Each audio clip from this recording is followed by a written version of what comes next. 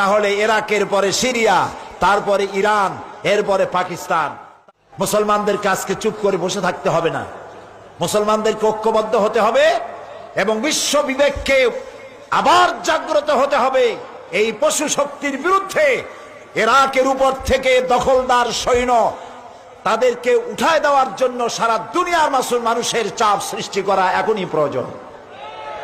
এটা যদি না করা হয় তাহলে ইরাকের পরে সিরিয়া, তারপরে ইরান, এরপরে পাকিস্তান। তার দৃষ্টিতে, আমেরিকার দৃষ্টিতে পৃথিবীর সব মুসলমানেরা সন্ত্রাসী, আর শ্যারন নাকি শান্তির পায়রা। শ্যারনরে চিনছেন? শ্যারনকে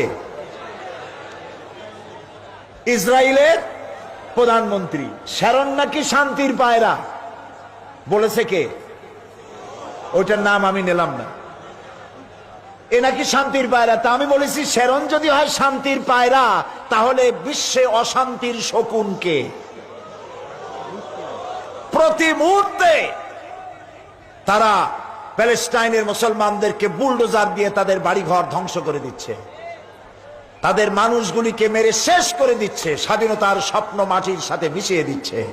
ইয়াসির আরাফাত আজ পৃথিবীতে নাই। সারা দুনিয়ার শান্তিকামী মানুষের, মুক্তিকামী মানুষের প্রাণের স্পন্দন ছিলেন ইয়াসির আরাফাত। তিনি চলে গেছেন পৃথিবী থেকে।